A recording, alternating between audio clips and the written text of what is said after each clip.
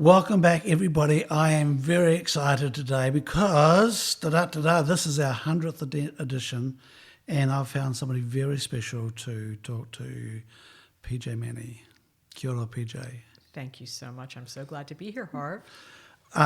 This is very cool. So you're going to learn who PJ is, whether you like it or not, very soon. And PJ and I have recently met, and I'm dying to dig into all sorts of stuff today. So PJ, firstly, welcome to New Zealand. Thank you so much. I am thrilled to be back. and yep, welcome back to New Zealand because you've been here before, but the accent denotes a different background. Yes, it does. It denotes North America. North America. Born in New York, lived many years in California, but also many years in New Zealand. Never quite broke my American accent as long as I lived here. No, so. It's still alive and well. PJ, what are you? It's a darn good question. What am I? I'm a lot of things. I knew you were going to ask me this question, and all I kept on coming up with was I have a lot of identities, and which is unusual in one way, but I think everybody does also. I am a storyteller. I've come through many different iterations of being one, from being a movie executive to a TV writer to a novelist to a storyteller for hire to writing in academia. I'm also a futurist, and that's somebody who looks at the trends that are happening all around us and sees the various trends and starts putting things together that other people may not see. And we get hired or asked advice from because it's hard for most people to see what's coming for a variety of reasons, whether even if they want to. Usually they don't. What do you want to be today, PJ? What do I want to be today? I just want to be here. I would like to be grounded and centered back here in New Zealand. And when you ask me, what am I? I'm not really sure I know. And I'm actually not sure it's that important. I think what that does is it leaves me open for possibilities. Because I was going to say you look very relaxed, not knowing what are ya. Yeah, that's a personality trait. I am good with change, and I've had a lot of change. I'm good with change, and I'm good with not knowing. But it's also part of what motivates me to do what I do, because I get to know and learn and discover things in the process. So, PJ, the challenge for me today is to try and keep this to under 3 hours because there's so much we could talk about.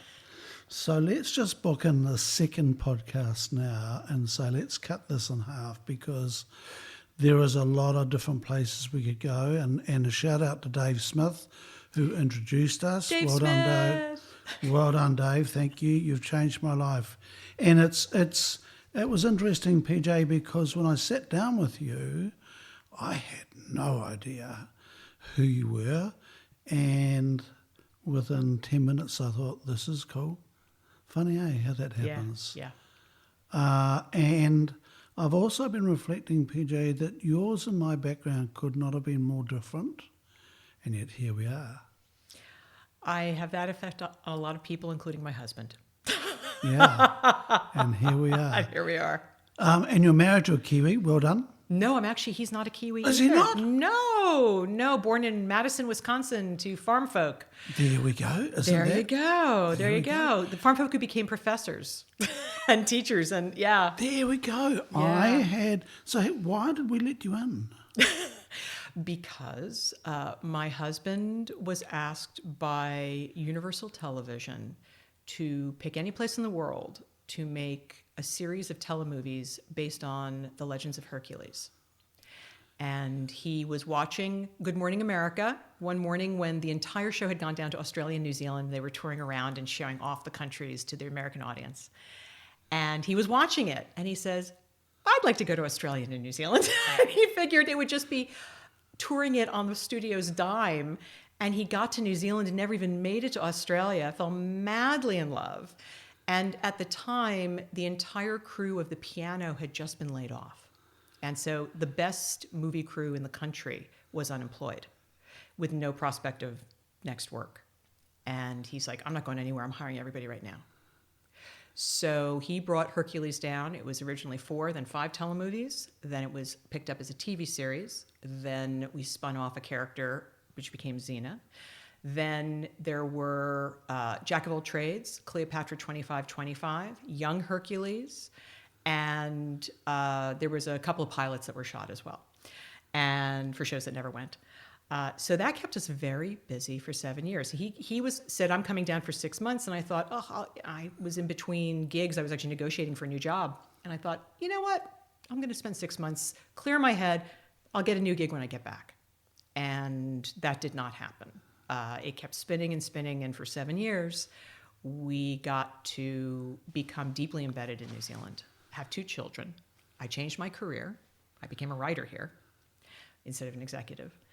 And literally changed our life in every way possible. Well done. Thank you. Well done. Well done, New Zealand. Where did you live in New Zealand when you were down here? We lived here in Auckland. Wow. We're in Auckland right now, and that's where the Pacific Renaissance offices were based. That's what my husband created, Right. and ran. And at the height of it, he was employing hundreds and hundreds. I think up to 1,000 people a week, because we had so many shows running and so much going on. And he, in the process, skilled up the New Zealand film industry. We didn't have enough skilled film and television workers in New Zealand to provide all the workers we needed for our shows and also the other shows that were going on. And so he gladly took on people and encouraged apprenticeship, which is a very it's native to here, but it's also native to the U.S., where it's a very apprenticeship process to work in film. And skilled up a tremendous number of people. And, Richard Taylor and Peter Jackson have both said many times that they could never have made Lord of the Rings if Eric had not literally skilled up the industry for them. I was going to say, because before that, PJ, we had nothing here. Like, The Piano came out, and we were delighted that it had such a wonderful reception, and so forth. But it was just like, oh, look at us, having no idea that we would keep on doing stuff. So that was quite a. I just remember almost the shock that, oh my God, we've made a film about New Zealand in New Zealand. Yeah. Well, it's just, we hired Richard Taylor and his wife Tanya Roger when they were basically kids at a kitchen table sculpting out of margarine. That's literally, they were so poor they could not sculpt their creatures out of something more, an art supply would be much more expensive than margarine.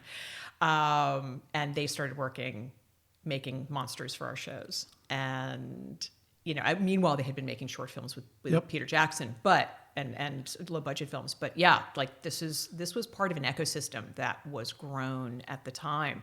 And I benefited as much as anybody. I was not allowed to work here because my husband had the work visa, but I was just the wife of a work visa. Yeah. And which was ironic because when the New Zealand government found out that I was here, they reached out to me. The New Zealand Film Commission said, hey, we know who you are and we know your resume. Would you work for us? And would you read the scripts that come in and tell us, should we make these? Basically be a reader, story editor. Tell us if we should make these and put our nation's money in it. And I said, sure. That's what I'd done for years. And except at a Hollywood studio level, like I was an executive deciding what the kinds of things we were going to make and try to sell to studios. And I said, does that give me a work permit? And they went, oh no, we're going to write checks to your husband.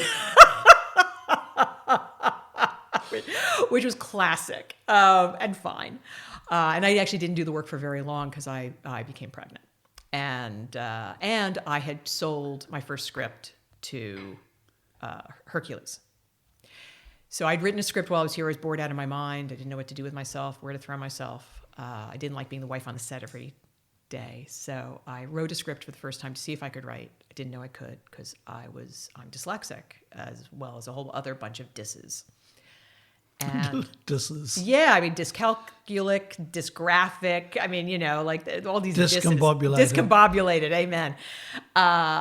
And I wanted to see, after all these years of telling writers what to write, if I could figure out how to write myself. So I just sat down. I had a ton of free time now. And I wrote a script. And I gave it to my husband. He went, holy crap, you can write.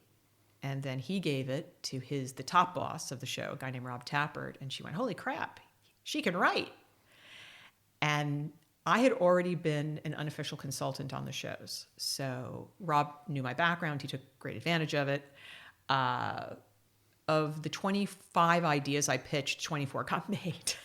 Wow. I only wrote 3 of them because I was busy. By that point, I was making babies. When you were writing, did you know you could write? No. When you were writing, did you have any concept that other people would like it? No.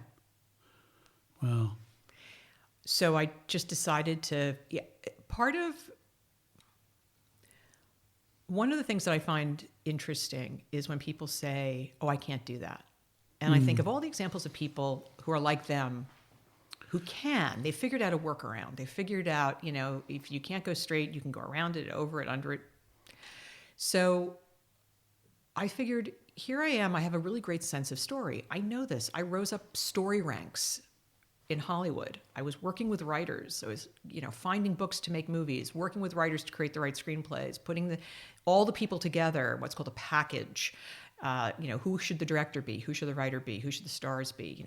Accumulating all these people in the project and then launching it at a studio, basically, and seeing if they would buy that.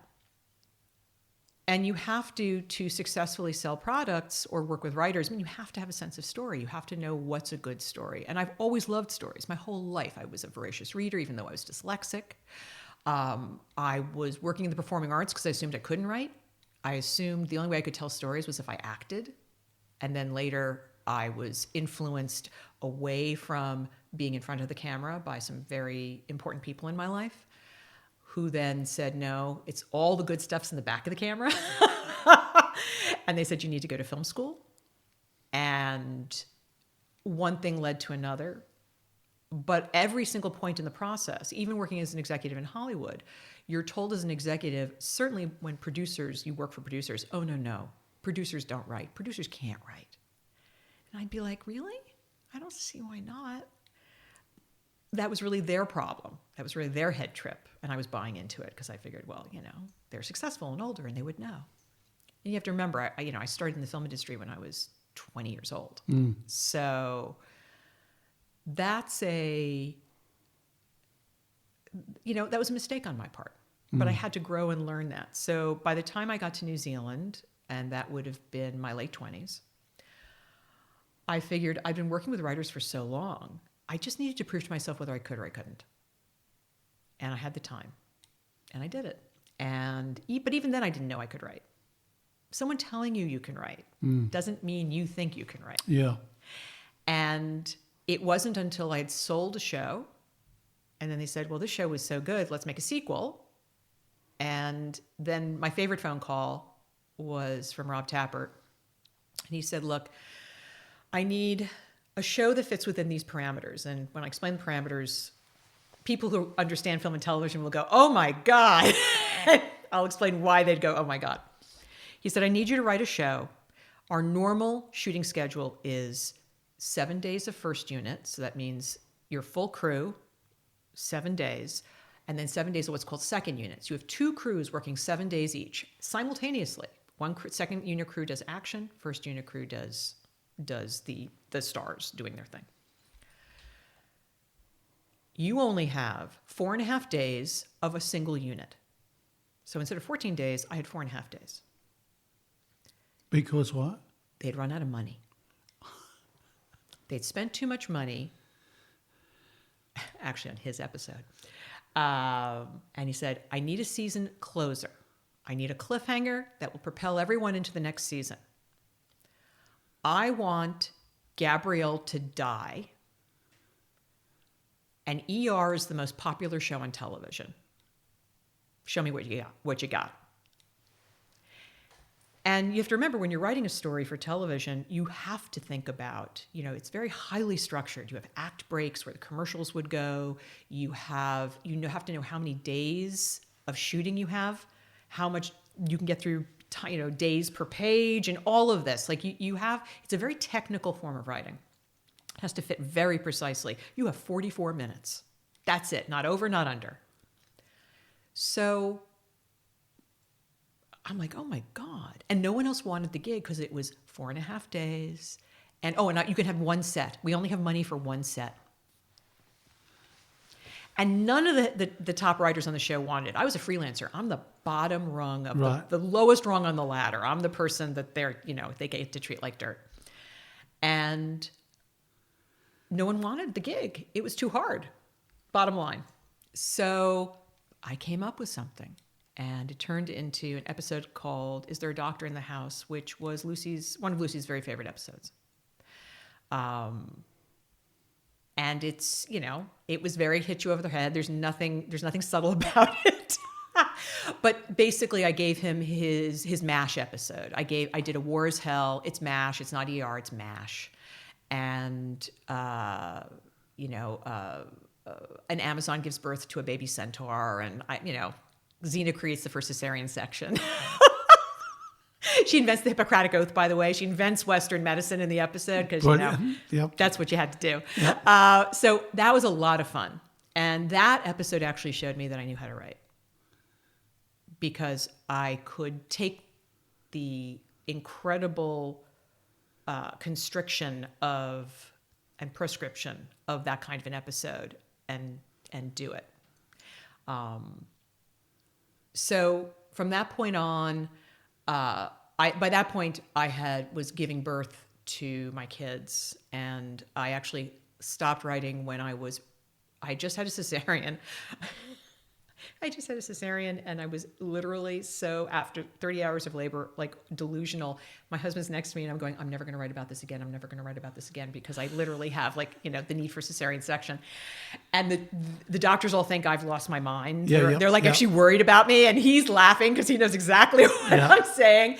And but I quit when I was having to do story notes, laying in bed, post-cesarean, breastfeeding my son, phone crooked in my ear because there were, we didn't have the technology back then of earbuds, and had my pad on my lap in bed taking notes from the studio. I was like, I can't do it anymore. So that was it. From that point, about 2 years later, I started writing again with a friend who some of your listeners may have remembered, named Belinda Todd. And she wanted to start writing, and she wanted to go to Hollywood. And we decided we would all go together, and we would pitch shows and see if we could get some stuff made. And back in Los Angeles, we sold 12 shows in 6 years, which is a fantastic track record for, a tiny little company like ours. And we had a massive bad luck. We were in pre-production on 2 shows. Both of them got pulled. One network, both networks changed their demographics. They literally said, we don't want to make that anymore. We want to make this. The science fiction channel said, we want to make horror. We said, but you're called the sci-fi channel. They said, yeah, we know. We want to make horror. Like, that show went. We had another one down here in pre-production, which was for teenage boys. It was basically Lord of the Rings, but in modern day. And they said, well, no, we're going to teenage girls now. Right. And they're not going to want to watch that. Right. I was like, oh my God. So after that, I decided, that's it. I've had it with Hollywood. I'm going to write novels. I had a story that I tried to sell to Hollywood that my agents really liked. So I knew it was a good story, but nobody bit. And so I started writing a novel. So that would have been for a film or a series? A TV series. Right. So I just got so fed up after 6 years of pitching Hollywood. Yep. That I said, that's it. I'm going to start writing a novel. Yep. And I did. And again, I didn't know how to write prose.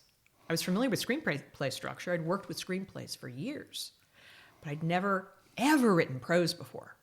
I hadn't written prose since you had to do little short stories in high school. And I had to teach myself how to write prose. And what were you hoping to achieve writing these novels? Are they novels? They're novels. Yeah. What were you hoping to achieve? I had a story that I really wanted to tell, and I felt that if I didn't start trying to tell it soon, it would come to pass. And I've always had a sense of the future, just always have my whole life. Because there are people out there who train to be futurists. Yes. They go off to Stanford. Oh, yes. And they spend lots of money and they become futurists. Correct. And then they get hired out by people to, right? Correct. But you're not one of them. I'm not one of them. I'm the anti-them. And boy, they get angry at me. In traditional futurism, you are scenario building. And in theory, you have 3 tracks: best case, worst case, middle/most likely case. So you're basically giving them a full set of case scenarios of what might happen in their field, in their business, in the market in general, in the nation building, whatever it is, however the futurist is being used. And you're not there to predict the future. That is the opposite. Prediction is the opposite of being a futurist. Futurists look at the scientific trend. They look at the mathematical trend. They're looking at trends, and they're building stories from those trends based on as many variables that they can build the model with, right? It's all about model building. So where I differ is, instead of building models, I'm building a world. I'm a world builder. That's what a storyteller does. They have to come up with a world that works. Otherwise, there are plenty of stories you read or TV shows you watch where you go, I don't really buy the world they've created. I've never thought about that before, PJ. That if you tell a story that doesn't actually come together and work, it's not believable, is it? Right, exactly. Yeah, I've never thought about that. So you have to think, and when you're a world builder for a living, like a storyteller, especially in fantasy and science fiction, those are where all the best world builders go, because they can. Yeah. You have to game out all of the consequences. So what's the consequence? Here you create, let's say in hard science fiction, technology's been created, right? That's usually the way a hard science fiction novel goes, especially near term, like techno thrillers, which is what I specialize in. Something changes, and it's usually the technology, and it's the thing that everybody wants. Hitchcock used to call that the MacGuffin. It didn't matter what it was, it's just the thing everybody's after. But what are the consequences of that thing existing in the world? And how does it change society? Not just the characters you're dealing with, but how is it going to affect every aspect of the world you've built? Yep. And that's also what futurists do to a certain extent when they're scenario building. But in world building, you have one future. You've picked one, right? And in my mind, I always jokingly say, I put my money on a horse. And I say, this is what could happen, and I'm going to tell a cautionary tale. I really hope this doesn't happen. But if all the wrong choices are made, this is what is going to happen. Because that's the most dramatic. And cautionary tales, often some call them writing dystopias, Hunger Games, those kinds of stories, were very prevalent in the 80s and 90s and 2000s because we were living in a fat and happy society. You can tell really depressing stories when everything is okay in the grand scheme of things, because we can handle the depressing stories, and they're usually taken as cautionary tales. On the other hand, when times get tough, depressions, war, we like escapism. Hollywood was built on this oscillation between good times, bad stories, bad times, good stories. And I was seeing, one of the reasons I wanted to write my books when I did was I sensed that times were going to change. And my fear was it was going to change in the way that I was writing. And I didn't want the Times to beat me to the story. So I decided to step away from Hollywood, start writing. And I had a sense in the 1990s. I actually wrote the very, very first scene of my first novel. Before I started even writing screenplays, I wrote a scene. I had this idea in my head that there was a big problem with how men were communicating in the world. Apparently it's still an issue. 1995, I wrote this scene. And what year was it set? the books were always set in a theoretical 10 years in the future. Right. And there's no particular year attached to it because I didn't want to get too specific with my technologies. Yep. And there's always a little fudge factor in these things, by the way. But what I was seeing certain trends in how men were relating and the growth, the replacement of the men's social club in Western society, whether it was Masons or the veterans clubs or whatever, the Elks, whatever it was, Rotary, with a lack. People were not joining these clubs. Men were not joining these clubs anymore for male camaraderie. And I was also fascinated by, in the United States, the secret societies of the U.S. that were not Masons, that were actually more. We have a club in the U.S. called the Bohemian Club, which is a very famous California club. It was actually founded by, of all people, Mark Twain and Bret Hart, two at the time, journalists, who wanted basically their bar tabs picked up by wealthy men. And so they created a club where they'd bring all the artists, the bohemians, and then all the wealthy men would join to be with the cool guys. And what that evolved into was one of the most powerful political clubs in America, which ended up being taken over by the Republican Party of California. And while it was never overtly Republican, it was highly political in that most of the very famous initiatives that were overseen in American politics were first discussed around a campfire at the Bohemian Grove. And I was fascinated by that. Bohemian Grove's a real place. I have friends who are members. I was very familiar with how it worked. And I thought, there's something here of, it's like a shadow government. There are all these people who get together and have conversations on the side, all men, no women, as a replacement for that small town camaraderie of these men's clubs. And again, because of a lack of a place for men to gather and have conversations among men and be supported by other men. So I wrote this book called Revolution, and where this club is really the shadow government, and they take a technologist from Silicon Valley and basically hijack his inventions and weaponize them. And he goes through the same process I watch so many young technologists in Silicon Valley go through, where whoever gives them the money is really great. Oh, isn't this wonderful? Not realizing what their stuff's going to be going towards. But they're so grateful to have the company. They're so invested as entrepreneurs. I was raised by an entrepreneur. I watched that process up close and personal and watched the really awful humans that would, pass our transom, who just wanted to take advantage. Yep. And I have it in my own family personal story of actually how some guys did get in and actually destroyed my father. Now, my father let himself be destroyed, which is a whole other part of it. But that was a great inspiration to write this story. So I wanted to tell a story about also what I'm obsessed with, which is neuroscience. I've always loved neuroscience. Just been a brain kid my whole life, brain geek. And so I taught myself neuroscience to write this book.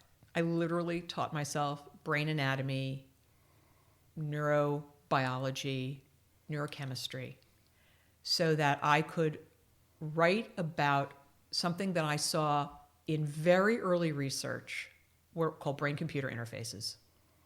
And I knew instantly the moment I saw them that people were going to go after these. People were going to try to make them. But what would that do to the human that had them? How would that change you as a person if your brain was hyper-connected? And then not just hyper-connected inside itself, but hyper-connected with the internet? how would that change your personality, your morals, your everything? And how would that affect the world? So I wrote this book. And because I think technology is very cool, I would research all kinds of cool technology, so a lot of military technology. And I just, I made this a real world you could imagine 10 years in the future. And now some of the stuff actually exists, which is super trippy. And some of the people who will remain nameless, read the book. It was very actually highly read in Silicon Valley, the first book. I hope the whole trilogy was eventually read. But it was read and not as a cautionary tale. It was read as a how-to manual. And a lot of the technologies ended up being built. And they're out there right now, which is very, very weird because they took a book that's really about ethics. It's not, can we do it, but should we do it? And they stripped it of its ethics and used it as and then we'll build this, and then we'll build this, and then we'll build this. And if we build all those things, we can take it over. And that's what the stories are about. It's about what happens in a techno society where technology enslaves a population. That's where the trilogy, goes. Spoiler, it has a happy ending. Unlike a lot of the dystopic novels. I was going to say, yeah, a lot of dystopic trilogies. In your novels, PJ, but in real life, we might not. It's funny. I actually have. I'm enough of a historian. That is my actual background. I can be a good futurist because I'm also a historian. That's the problem that a lot of futurists have, as highly trained and as many degrees as they may have, advanced degrees in futurism. They don't know their history. And not knowing their history, they don't understand how large groups of people behave. And whenever in human history we have allowed a techno-authoritarian impulse to overtake us, it's happened plenty of times, there is always a backlash. And whether it's revolution, whether it's, and I mean the actual revolution, not the title of my novel, or it's just a singing revolution or a quiet revolution. Revolutions don't have to be violent, but they have to be. And there has to be some kind of overthrow of an absolutely intolerable situation. So, I really studied the history of civil war through history. Like, what does that look like? From the very first civil wars, which were in the Roman Empire, that's where we actually get the words, civic and civil, for these kinds of wars. Throughout cultures, they all follow a very similar prescription, and it's when a tyrant arises. And the tyrant can be the state in a very big way. It can be an individual tyrant, but there is something that gets overthrown because people fundamentally won't take it anymore. And so we made the wrong choice in this period. And people are continuing to make the wrong choice, not understanding that the world is simply going to become more plural. Everybody has a right to be. Nobody has a right not to be. And in a situation where you are amongst people who are not like you, embrace it. You're going to discover they're more like you than you could ever know. Yep. And you and I are exactly an example of that. I mean, people who could not come from more opposite ends of the cultural everything. And yet we meet in the middle because we realize our commonality. And it's the people who keep on leaning on the difference that you have to worry about.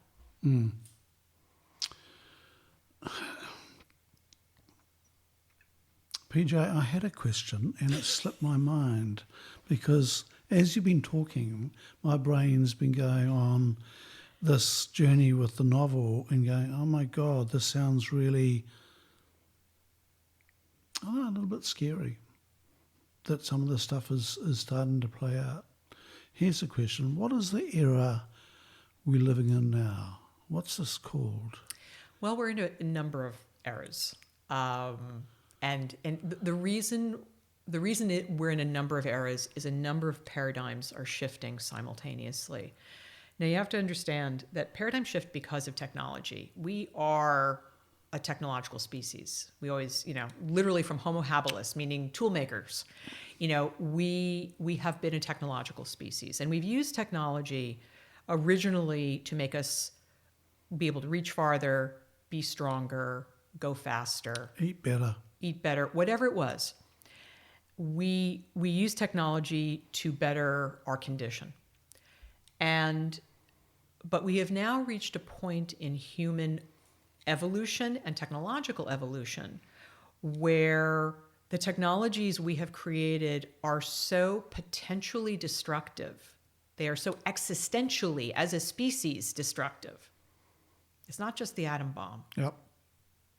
It's a whole host of other technologies that when you have a technology, every technology can be used positively or negatively, a sword or a plowshare.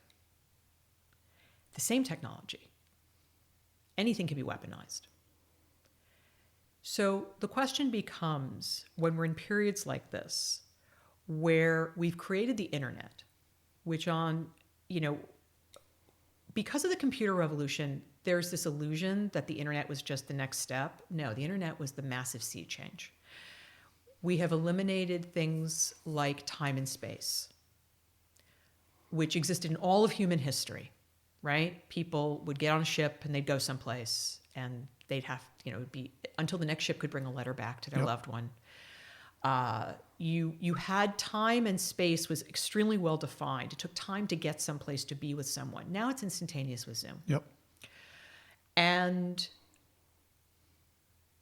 even our desynchronous communications, email and text, and everything creates an immediacy of other people being with you at any time. On demand. On demand, any place. Then you have everyone's opinions coming in at you. So we have what's called the economy of attention. Mm-hmm. Economics, as we know it, I can make a good argument actually no longer exists. Because ultimately, since the beginning of the 20th century, but we're now reaching a height today, everything is about your attention.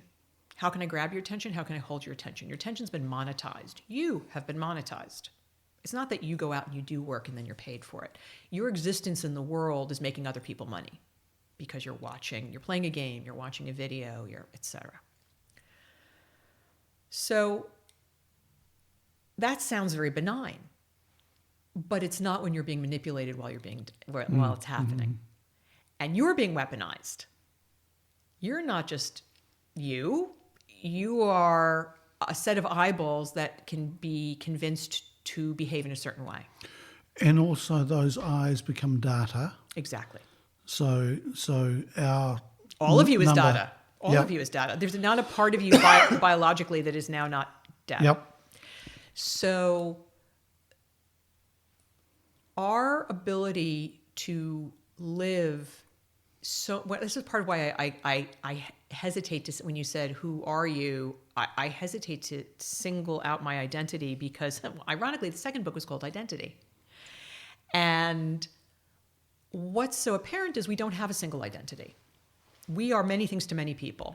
We have the person we are to our family, the person we are on the internet, the persona we occupy on YouTube, all those things.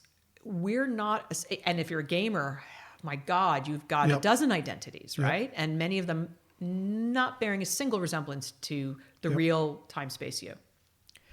So this is the first time this has happened in human history.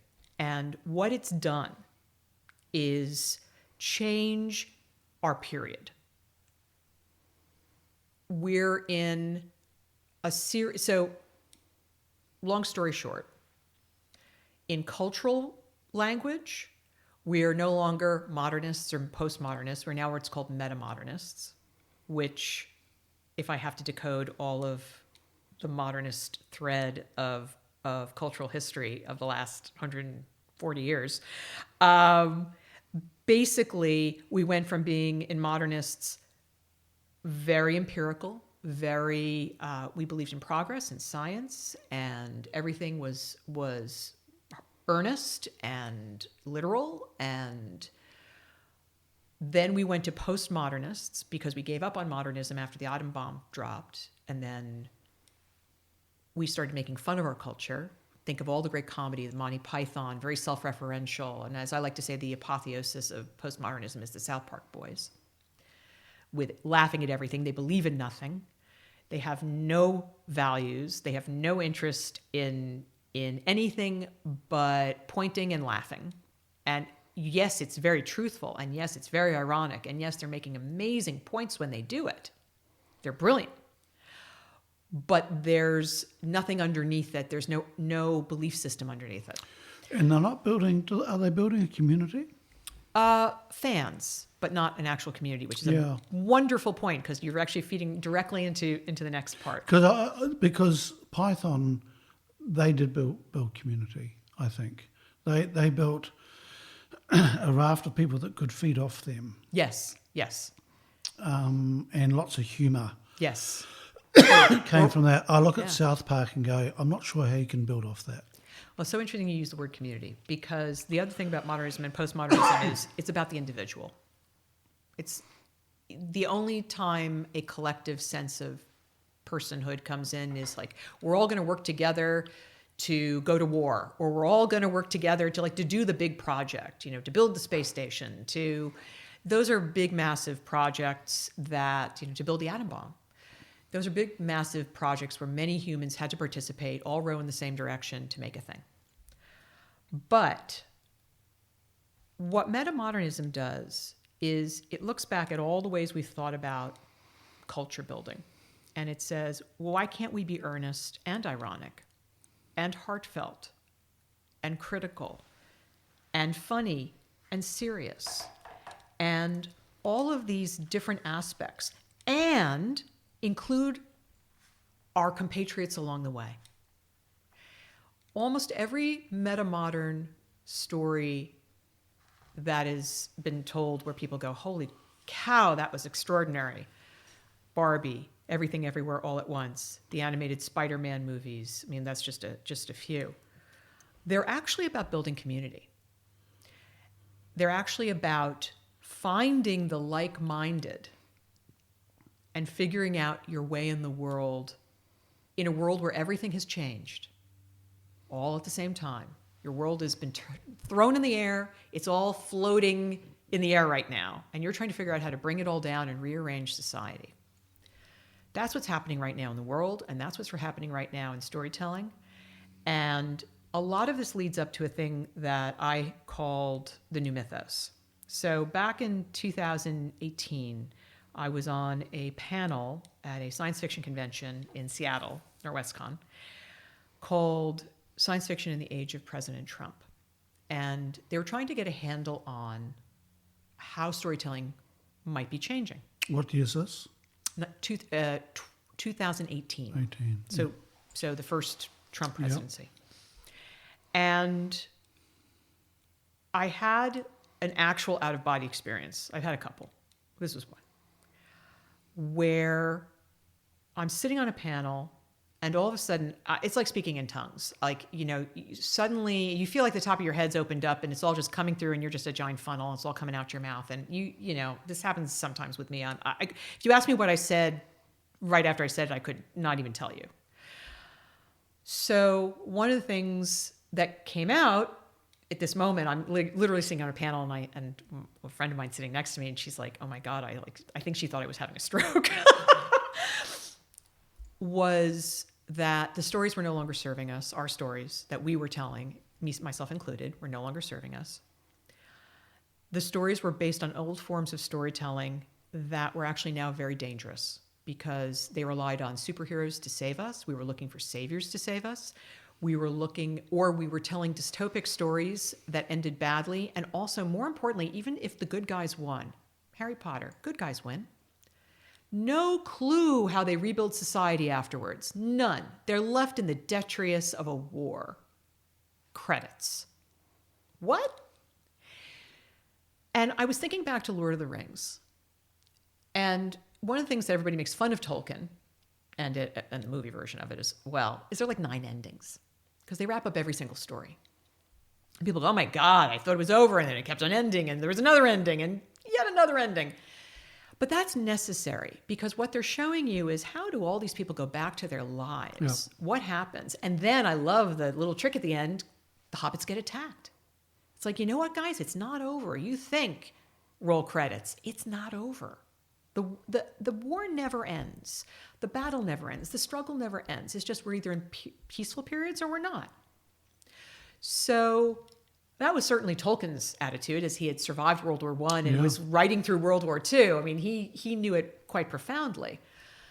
So my feeling about the new mythos was, and I said it in the room, how can we dare tell stories that don't give people a roadmap for the future? How can we call ourselves science fiction writers or fantasy writers? World builders. We are the world builders, and not prepare people for the work afterwards, because this is what I was seeing in the society in 2018. I saw all these young people who said, we want change, we want a better world, we don't know how to do it, and no one was giving them a roadmap. No one had a vision, which is why we were in the position we were in. No one had a story to tell. And we were in this crisis of story. Stories were failing us left, right, and center. So I wanted to figure out, how do we tell stories that reach people, that affect people, that give them inspiration to live a better life? That's all a story is. A story is literally, here's the problem, how do we solve it? Whether it was, if you see a lion in the savannah, run up a tree. You know, that story gets told around the campfire. And so when you're out in the savannah and you see that lion, you go look for that tree. That's a problem solved. And you learned it from a story. And those stories are our through line as human beings. You know, we may be homo habilis, tool makers, but we're also we're homo narrative. We're storytellers. The only way we know how to actually solve the problem is we have the story of how to use the tool.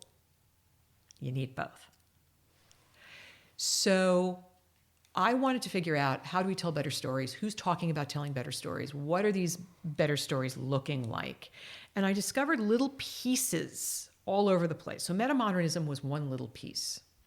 But there were all of these other like philosophical concepts that people were grappling with. Like, for instance, there's a philosopher at Rice University in Texas named Timothy Morton.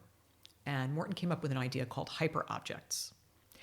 And a hyperobject is simply something that is so large, you have a problem as a human conceiving it. You can't wrap your head around it, your arms around it.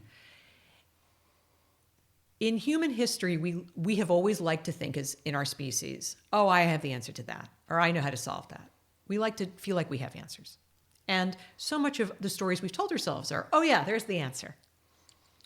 What Morton was trying to say was, there are things that we exist with in the world that we're finally seeing because we can see complexity. We have the internet to see complexity. We can see things we never could see before. So hear stories we never heard before. Suddenly, the universe is so much bigger, and there are stories we don't understand, like climate change. Classic Timothy Morton hyperobject. It's too big to understand in its entirety. But it could also be all the swallows of North America. It could be all the stars in the sky. It can be anything that you're like, I can't think in numbers that big. I can't think in systems that complex, networks that vast. I can only think about my piece of it. And this became such an interesting idea for storytellers that, on one hand, you had a very popular storyteller like the writer, director Adam McKay, who made movies like Talladega Nights, The Big Short, Vice, which I think is one of the great movies about politics of all time, and Don't Look Up. His production company is called Hyperobject Industries. And each of those films, well, actually not Talladega Nights, that was, I think, just really pure comedy. But in the other films, he's taking something that's too big for most people to understand. Finance, politics. A comet is coming as the metaphor for climate change. Too big to understand. How are we dealing with it? And who are the people who are taking advantage of the fact we can't deal with it? So when people are faced with these things, what do they do? They freak out. They ignore it. They put blinders on. They plug up their ears. They look for the simple stories. They do exactly the opposite. Instead of saying, you know what, I can't understand all of it, but I'd love to try to understand some of it. They go, nope, la, la, la, la, la. And they look for people to give them simple answers. And I'm not saying that, that's actually not a judgment against people. I totally get it. Because there's some very intelligent people Yes. that do that. Yes, exactly. And it's not intelligence, it's their emotional intelligence. Yeah. It has nothing to do with IQ, it doesn't have to do with degrees or how much learning you've had. It has to do with how open you are to change and your emotional ability to handle change. And that's that's part of emotional intelligence. Your ability to ride what's happening and problem solve and pivot and strategize and do all the things that allow you to survive. It's a survival skill.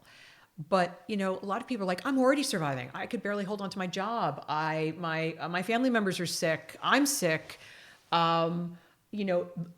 You're telling me the world is ending, which I'm not actually. Making that super clear.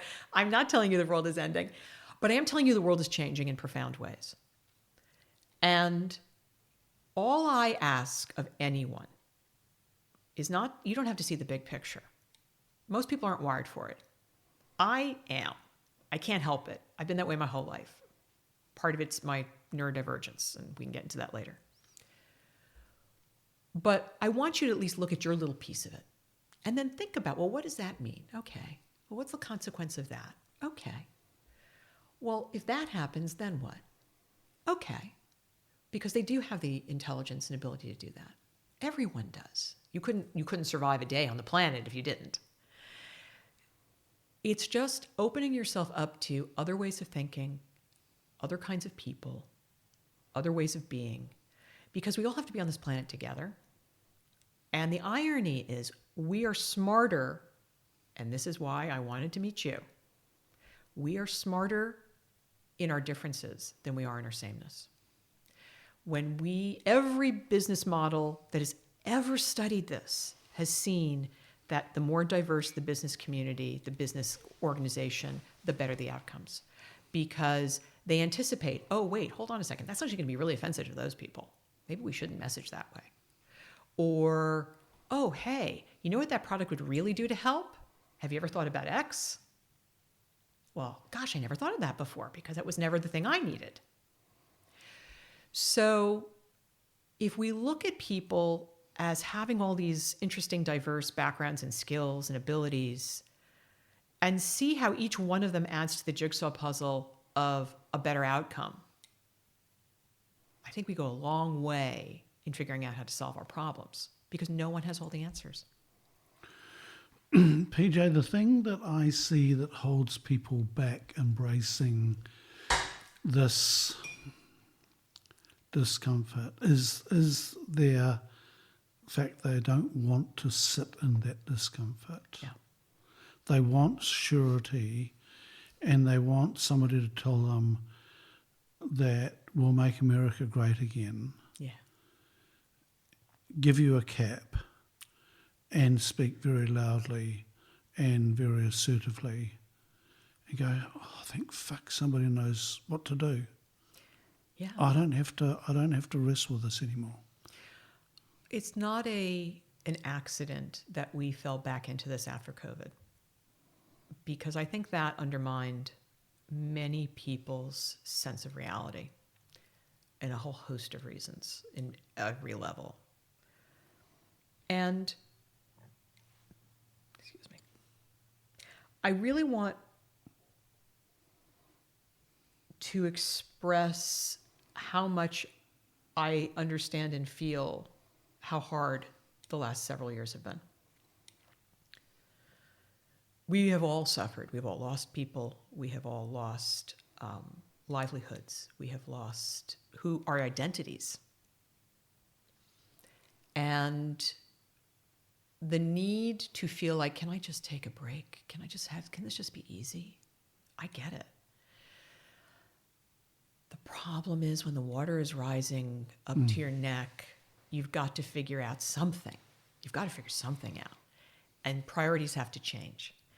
And I want as many people as is humanly possible to succeed. That makes things better for everybody. The world is not zero sum. It's not I win, you lose, I lose, you win. The world actually functions as what's called non-zero sum. And best is called positive non-zero sum, win-win. We want win-win. Negative non-zero sum is like war. Everybody loses in a war. They can say they won, but they actually lost. I'm looking for the win-win-win-win-win scenarios in every frame of context. I want the individual to win. I want the relationship to win, the family, the community, the nation, the world. I want to win at every level. And I know that if you can come up with solutions that have the maximum number of those wins, that's the right solution. Like that's the direction to go in. How it may be great for the individual and horrific for everybody else, or vice versa. So that's one of in these stories, in the new way of telling stories, in this new mythos, how do we tell a story that teaches people how to problem solve in this new way and what the new problem solving path is, and how to get the best outcomes, not just for themselves, but for everyone. Because if everybody also has a best outcome, guess what? We're all happy. We're secure. We have a better way of life.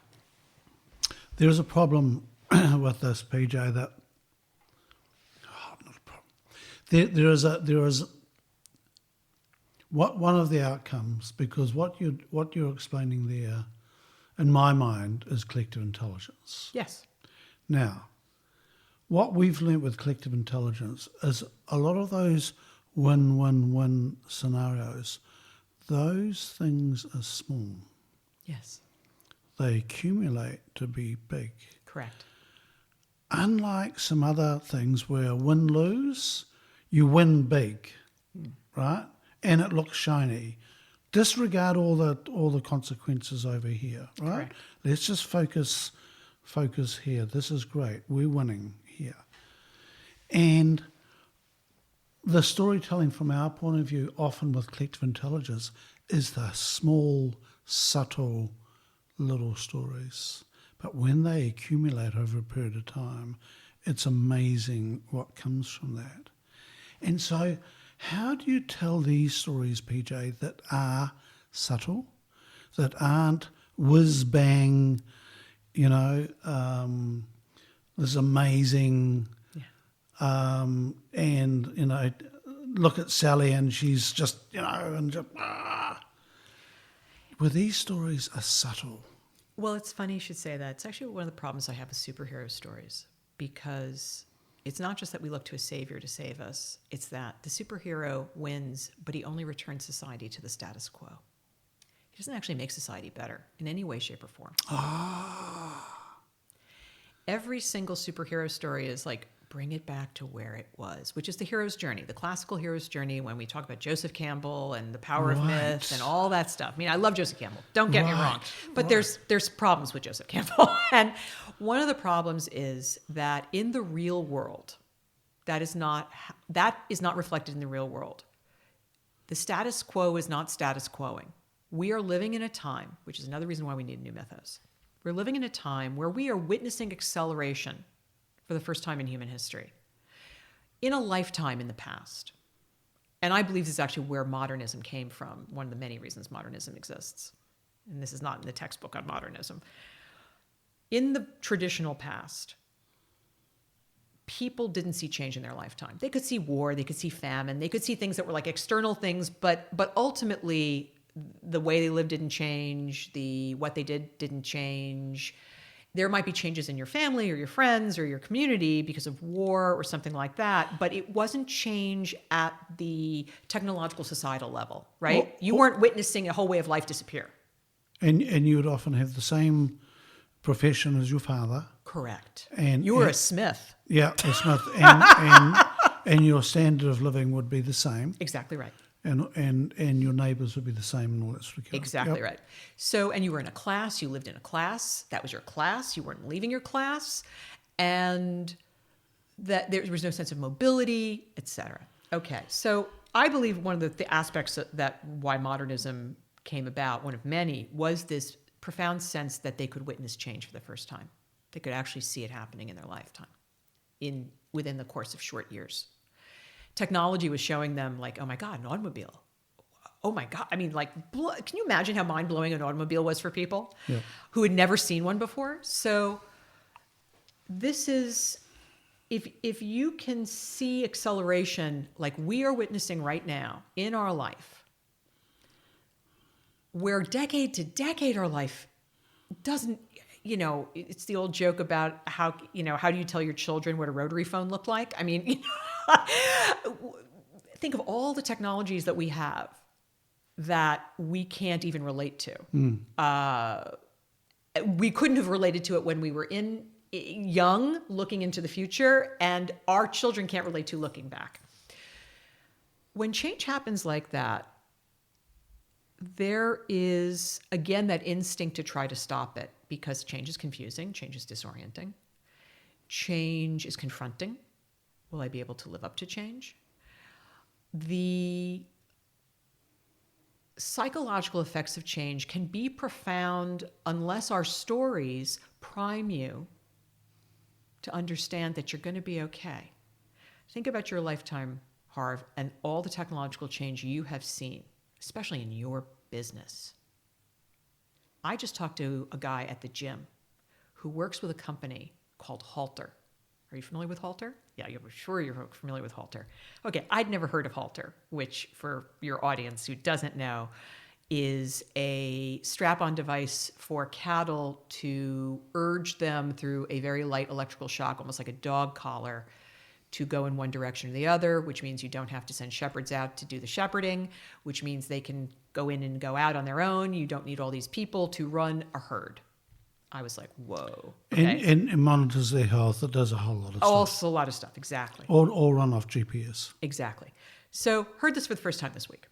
And I was just laughing to myself, because to me, it makes all the sense in the world as a technological futurist.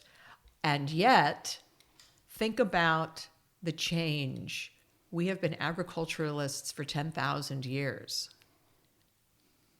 This is new in a way that humans, I don't think they have not comprehended this yet, that one person could run an entire herd from the comfort of their farmhouse. Yep. Really?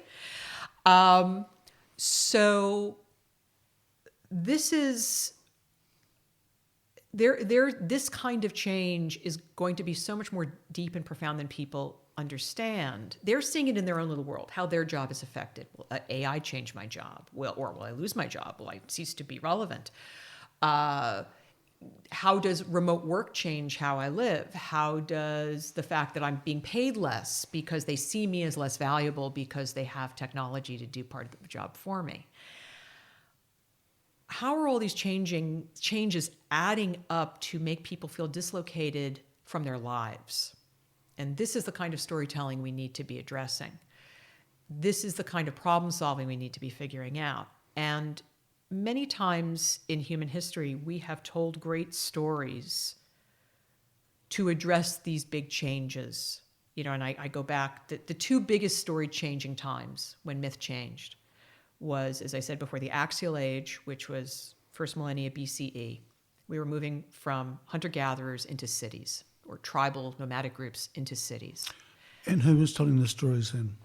Well, from the tribal groups, it would just be amongst the tribe, and they'd meet another tribe, and they would talk, and they would fight, and they had their belief systems. And then suddenly you're moving into cities, and you're living with strangers, and suddenly you realize the main issue are strangers.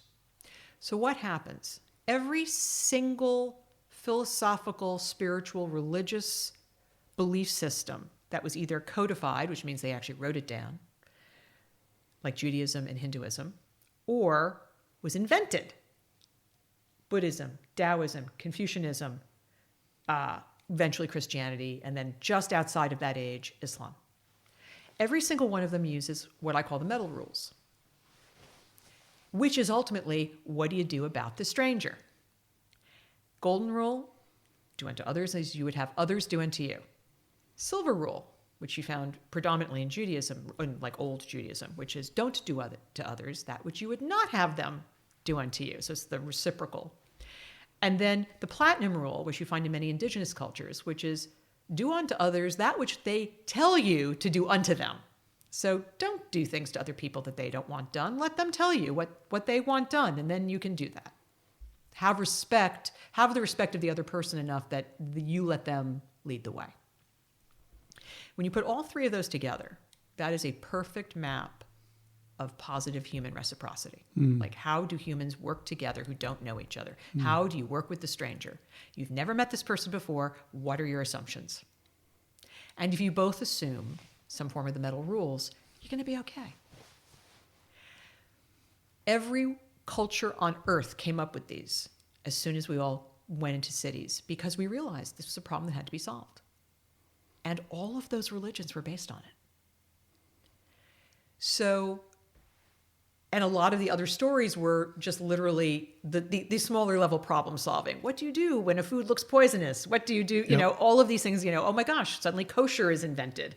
The nitty gritty of all religions gets very culturally specific. Are you a sand people? Are you a mountain people? Are you where are you living? What are your problems? But the larger issue of how do we deal with individuals we don't know. In the old days, before this, they killed them. You're a stranger. I'm threatened by you. I'm going to kill you. But you couldn't kill your neighbor every day. So they might have, but got a bit messy. Yeah, but at some point, someone in charge is going to go, you know what, this is actually not working for us. Yeah. And also, if you were busy killing each other, the city didn't work. It was when we started specializing in jobs, right? We weren't subsistence hunting and gathering, or we weren't subsistence farming. We had a job. We made a thing, we sold a thing, we did a thing. And for a city to work together, everybody had to have their job and do it. You couldn't kill them because you didn't like the look of them. Hence, laws and rules of behavior and all the rest. So now our issue isn't do unto others. It isn't about the stranger. The irony is that the internet has created the opposite effect. We are now in touch with everyone, everything, everywhere, all at once, which is a very different mental model. I like to joke, we still have Paleolithic brains, and we have these, completely futuristic problems that we have to solve with them. And I truly think that, one of the reasons my books have predicted so much is that I acknowledge that people are who people are, and they're people who will react in many different ways, and both in large numbers and in small numbers. And I accept human psychology. A lot of people don't.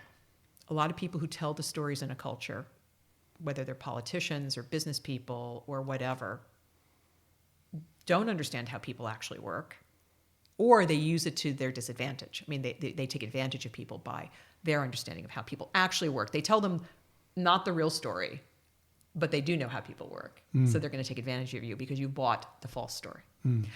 So I want to give people tools. I want to teach them how to recognize positive stories. I want to teach storytellers how to tell better stories. I want to tell better stories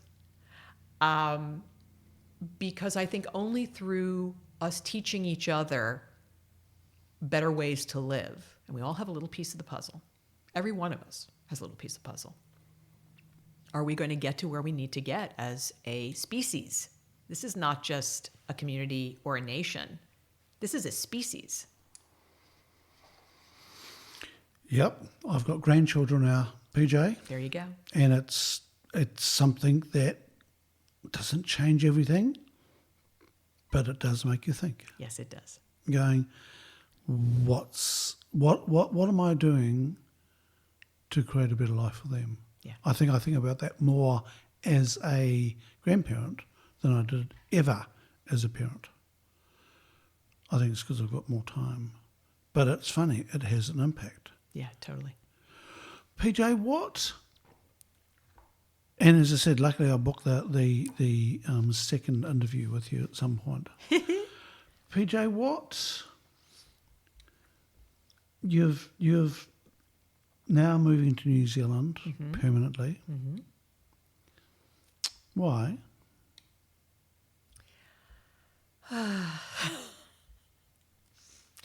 Well, there are actually many reasons. First was that I'd always intended to return to New Zealand. When we left in 2000, we assumed that we were going up to the States to sell shows that we would make back in New Zealand. Our company was actually partnered with Richard Taylor and Weta, and we were pitching all those shows we sold were going to be made here in New Zealand with Weta. And life got in the way. My husband and I are only children. We had 6 parents between us, and we were solely responsible for 5 of them. One, thank goodness, has another child who's stepped in, and which is fantastic. And the parents were very sick for many, many years. My father had early onset dementia in his 50s and pretty much destroyed his and my mother's life. And my mother had been sick her whole life. My husband's family, likewise, all our biological parents had dementia or Alzheimer's. And it was a lot. And we were it. So what we thought was only going to be a couple of years of getting the company off the ground, selling shows, coming back, and just doing the back and forth turned into 25 years of childcare and parental care. And I can't even begin to, when I actually explain the nitty gritty to people, it literally blows their mind. So I don't even want to go there. So basically this has been a greatly delayed return. That's number one. Number two was a very profound sense that I knew what was coming. My books are about what's happening right now. And they tragically have provided a roadmap for people who want to do bad things. So I don't want to be around for that. Now, I didn't write the roadmap. I copied the roadmap from previous authoritarian regimes who used technology to advance authoritarian ends and enslave their people. So I was just saying, okay, I see where this could go. I'm watching people in Silicon Valley. I'm watching people all around do certain things, behave in certain ways. And I'm like, okay, it's coming. So I'm going to write these stories. And it came. Instead of them reading, recognizing themselves in it and going, oh, crap, I cannot believe that I'm on that road. I need to stop. I need to pull brakes and do the right thing. They went, hell yeah, I'm going to rule the world. So I decided I wanted to be back in New Zealand because it's only going to get worse. Yep. Where there is no quick out, there's no, the midterm elections are not going to fix it. The presidential elections are not going to fix it. We're in this is going to be the long haul. I think you need to all look towards the history of Europe from 1930 to 1945 to see what's going to happen next. And I'm sorry. That's all I can say is I tried to warn you. I really did. I've done nothing but talk about this for 15 years. And it's time to take care of myself and figure out who I am now. And I feel the only place I can really do that was New Zealand. I have many friends here, lots of people who love us, who I consider as close as family. And it's an amazing place because the violence and hysteria is not here, and it gives you a moment to think. If you're worrying about survival every single day, which is what North America, well, certainly the US, Canada is still sane. What the US has turned into, it's an entirely different place. You occupy a different place in your head and in the world. And I can only tell you that being in America right now, every single person I know is in agony. Even if they voted for what's happening, they didn't understand what was coming. They weren't told the truth. And if they haven't figured it out yet, they will very soon. And then it's still too late. So I want to be someplace where maybe I can still help. I can't help up there. I think too far ahead. That's my the blessing and curse. I think too far ahead, and I need to be with people who can still benefit from that. PJ, we've got a little glimpse in New Zealand at the moment where people are different than what's happening in America or the US, but we've got some forces here at the moment who are going down a similar track. You do. And I'm delighted that how much pushback is coming. Me too. At the moment. Yeah. And you know, we've had two rallying cries this year pushing back on legislation, and it's just like hell yeah. In my lifetime, I don't think I've ever seen such clear and pushback. Yep. And it's just like we're not going to put up with this. Yeah, it's quite interesting. Yeah, thank goodness, because I just say to people continually, if you want to understand where that legislation is going, look to the U.S. Yeah. You think that's crazy? This is the first step. We had that. We voted for that. Guess where it goes? Yeah. And it's the same in the UK. It's the same in France. It's the same in Germany. I mean, we're talking about, these massive cultures that are all suffering from this at the same time for the same dislocated reasons. They're all taking advantage of the fear that people have about who they are, what they are, where they are. And all I can say to people is, you said something earlier that I actually didn't really respond to, which is, how do you deal with the discomfort? How do you tell people who don't like being in their discomfort? And it could be my own spiritual practice of Buddhism is life is suffering. Like you don't get through this life without suffering. However, the job of practicing Buddhism is to help relieve suffering, both your own and others. Like that's it. It's very simple.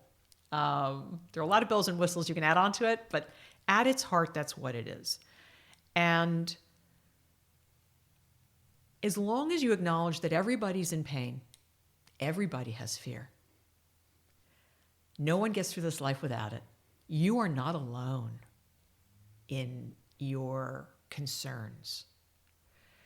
The difference is you can't hurt someone else to fix your concerns, because that is a very short-term answer and will only drag you down with it. And It's not like it'll drag you down because, you'll go to hell, or none of that's nonsense.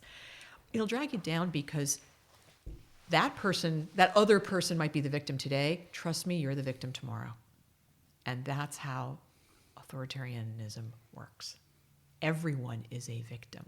No one is spared. And even the people in power become victims of it.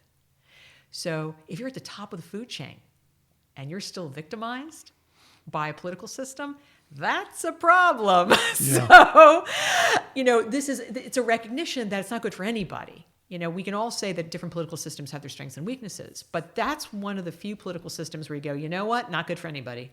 There's nobody, including the people who think they're going to benefit from it. Yep. So I'm just asking people to understand and accept everybody hurts, everybody's in pain, everybody's suffering, and that's okay. The key is to help each other when we can. Like, if you can help somebody, do it. Not only will it make you feel better, because that is actually the only thing that truly makes people feel good for a long period of time, is helping someone else.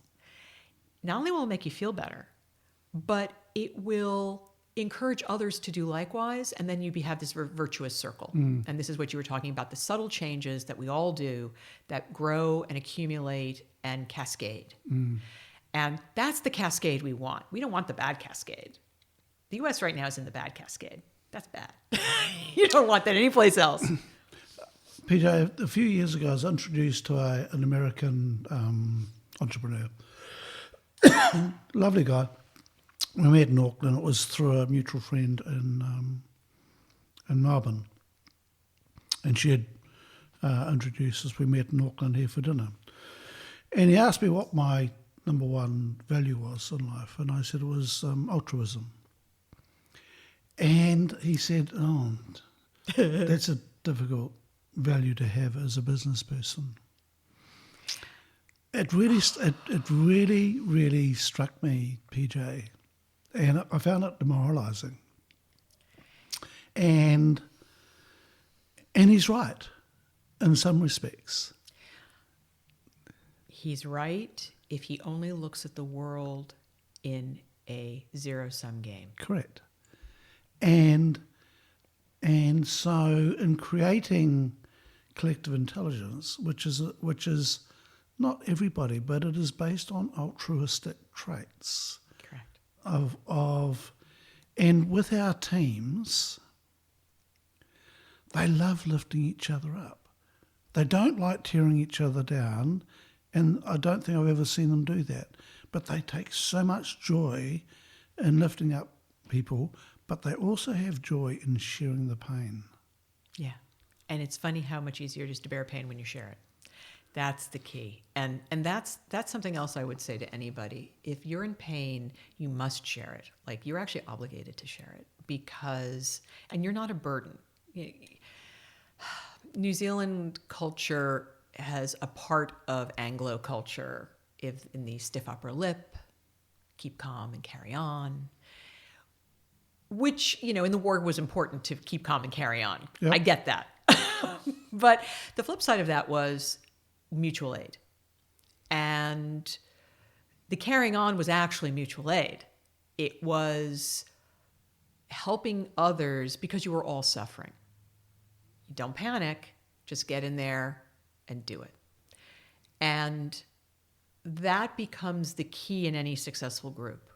Any self-sustaining, successful group ultimately will be about sharing both the goals and the pain, because it's just easier to bear. It's so much easier to bear when you do it together. And you also discover you're not alone.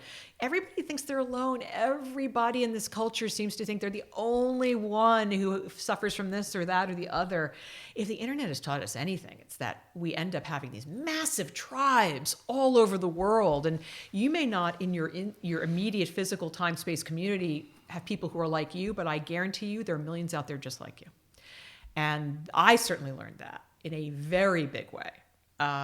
Whether it was, science fiction geekdom, whether it was neurodiversity, whatever it was, anything I would say, that's part of my contained multitudes identity.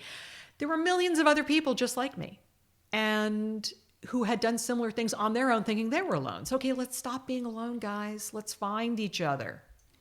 That, if you want to use the internet for good, find each other and build positive things that don't tear other people down. Not that hard. That's the part that gets me. It's not that hard. It's just being open to meeting people.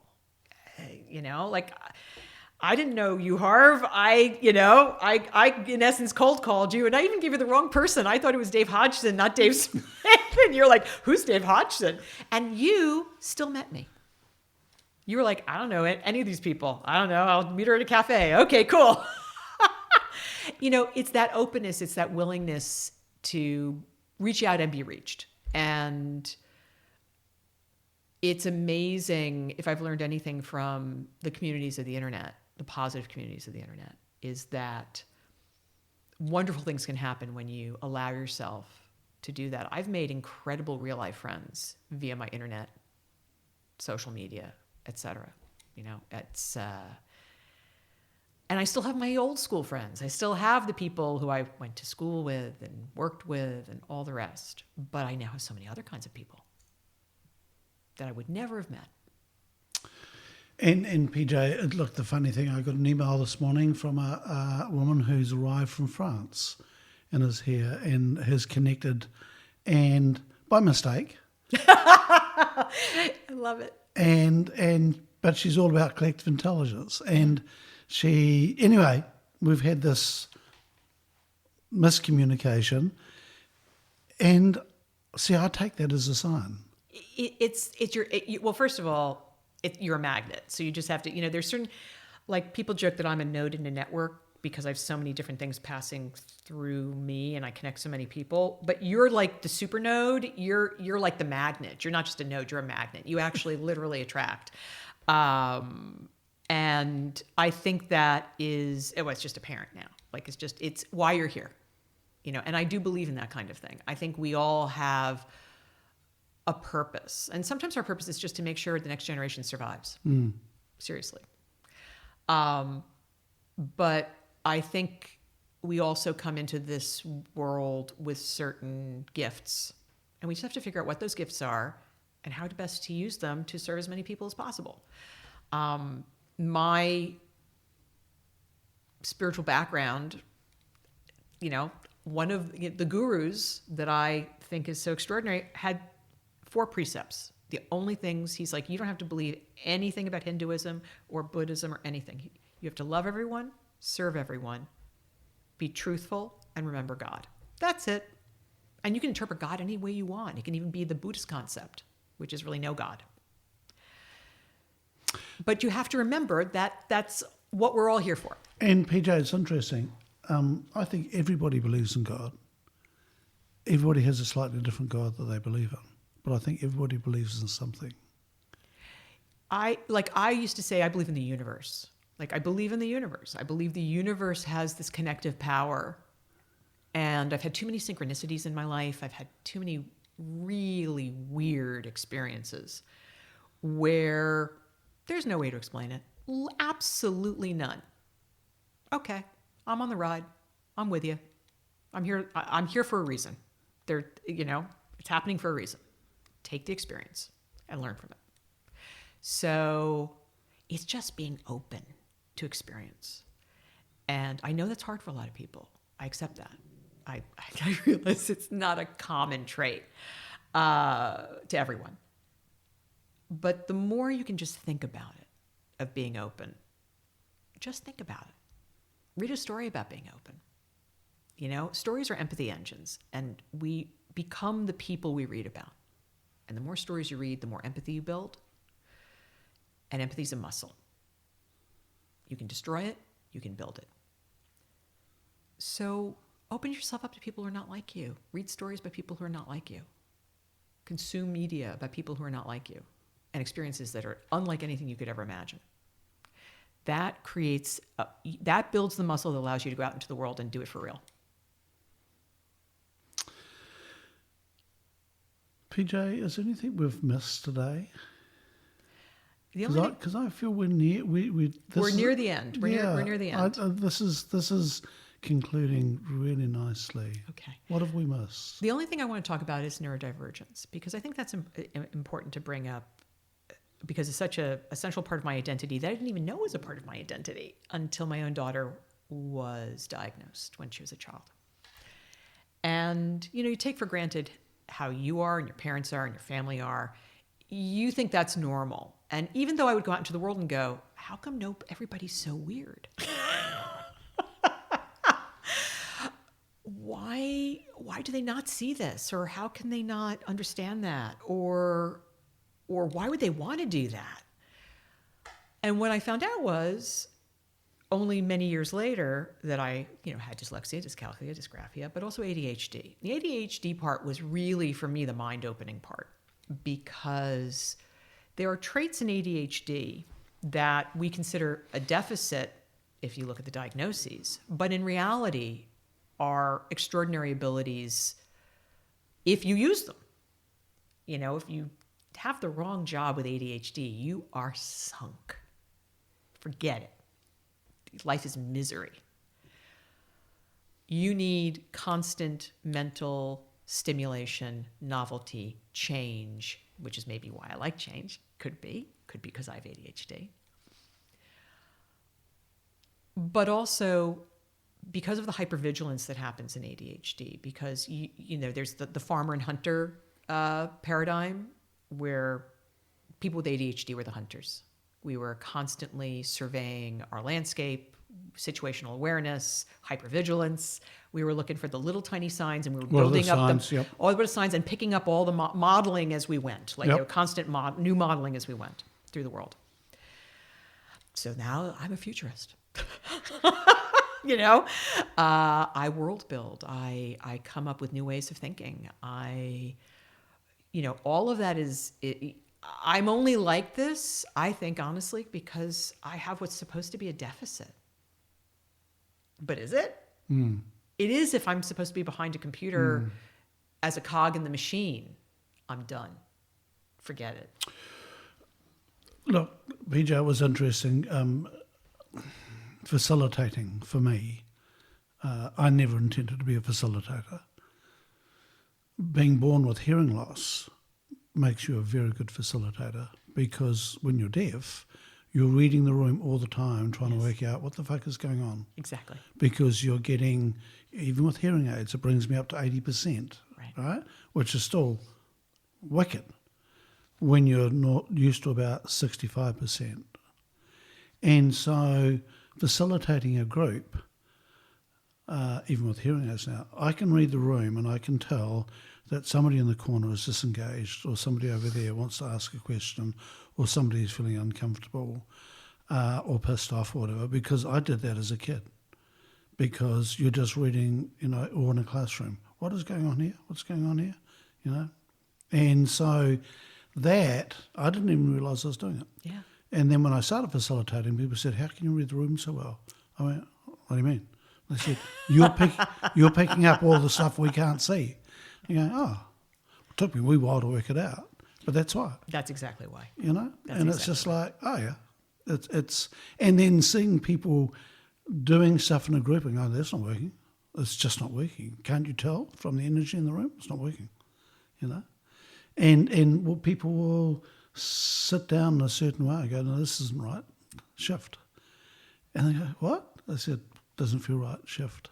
And so I think that empathy thing, or whatever it is, it's just building up the muscle, all the time. And then the thing I've become really frustrated is how when people can't build on a conversation, and they'll destroy conversations by cutting across with something that's just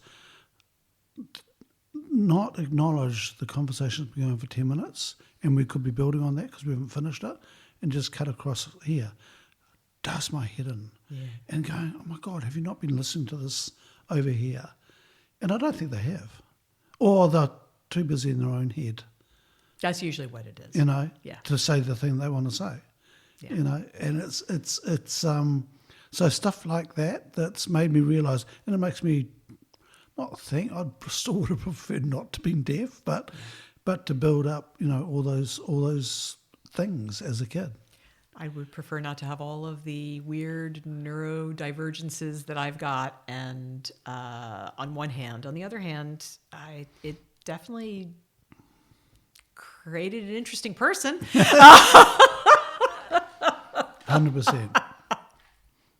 100%. PJ,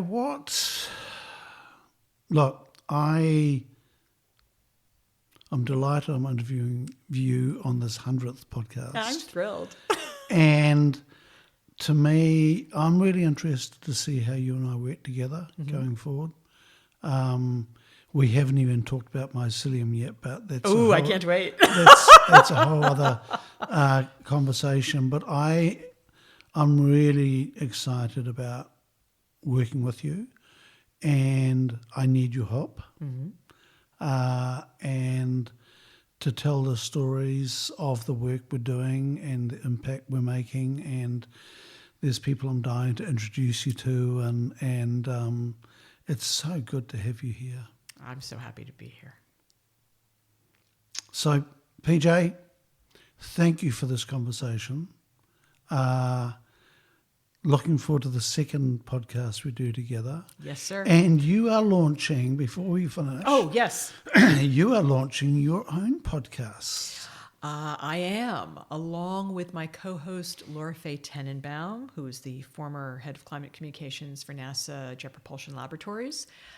We have started a podcast, which will we have not even really launched it yet. We will be launching it very soon, called Love Letters to the Future, and looking through this new mythos lens of what are the old myths we were telling in every discipline? What are the new stories we should be telling? And who are the people who are really on the cutting edge of telling those stories? Every discipline in the world has old myths that people are still hanging on to. It could be physics. It could be automation. It could be whatever people are doing. They have old stories of what the work is, who they are within it, and how it should be in the world versus a new way of telling stories, a new mythos about how best to move forward with all of these disciplines as we go forward. Good luck with that, PJ. I'm Thank you. dying to hear it. And as I said, welcome home. Thank you so much. I'm thrilled to be here.